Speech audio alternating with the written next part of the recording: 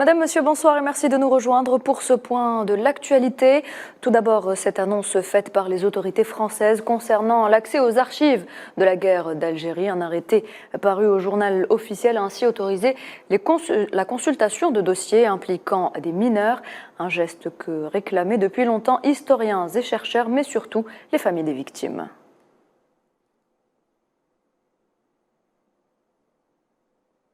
Le président nigérian Bola Tinubu rencontrera le président américain Joe Biden en marge de l'Assemblée générale des Nations unies, prévue à partir du 18 septembre prochain à New York. Selon le porte-parole de la présidence nigériane, l'invitation exclusive qui a été transmise samedi par l'envoyé spécial du président américain vise à discuter des mesures prises par la communauté économique des États d'Afrique de l'Ouest pour rétablir l'ordre constitutionnel au Niger.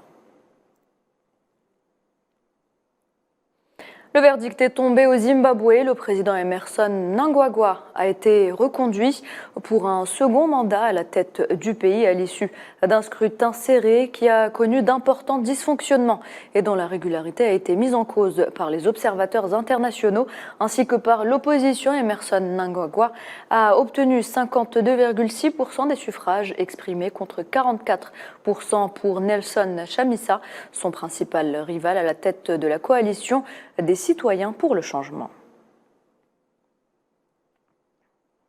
Élection générale au Gabon, le gouvernement a annoncé un couvre-feu et la suspension à l'accès à Internet sur toute l'étendue du territoire samedi soir à la fermeture des bureaux de vote pour la présidentielle et les législatives afin de parer à la propagation d'appels à la violence et des fausses informations.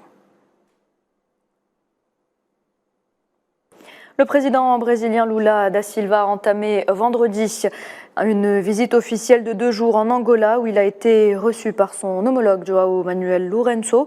L'agenda du dirigeant sud-américain comprend une réunion avec le président angolais, un discours à l'Assemblée nationale ainsi que la participation à un forum d'affaires et la signature de plusieurs accords. Son voyage en Afrique devrait s'achever ce dimanche par une visite à Sao Tomé et Principe.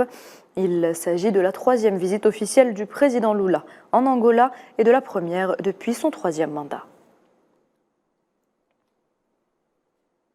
Dans le reste de l'actualité, au moins 5 Palestiniens ont été blessés ce dimanche lors d'une énième incursion des forces sionistes sur le camp de réfugiés de Tulkarem, au nord de la Cisjordanie occupée. Les soldats de l'occupation ont tiré des balles réelles sur les Palestiniens suite à des violentes confrontations.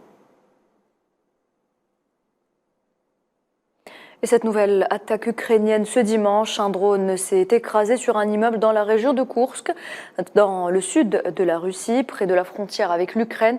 Le gouverneur de la région a publié des photos des conséquences de l'attaque sur sa chaîne Telegram, ajoutant que les fenêtres de plusieurs bâtiments avaient été brisées sans avoir déclenché d'incendie et sans faire de victimes. Pour sa part, le ministère russe de la Défense a affirmé dans un communiqué avoir abattu 2 drones ukrainiens dans la région de Koursk et dans celle de Bryansk. Elle aussi à la frontière de l'Ukraine. Un avion hélicoptère Osprey américain s'est écrasé ce dimanche pendant un exercice militaire dans le nord de l'Australie, faisant 3 morts et 20 blessés parmi les 23 marines qui étaient à bord. Les opérations de sauvetage ont été compliquées par la nature du lieu de l'accident, isolé et peu peuplé, situé à environ 60 km au nord du continent australien. Le Premier ministre Anthony Albanese a qualifié l'incident de tragique et de regrettable.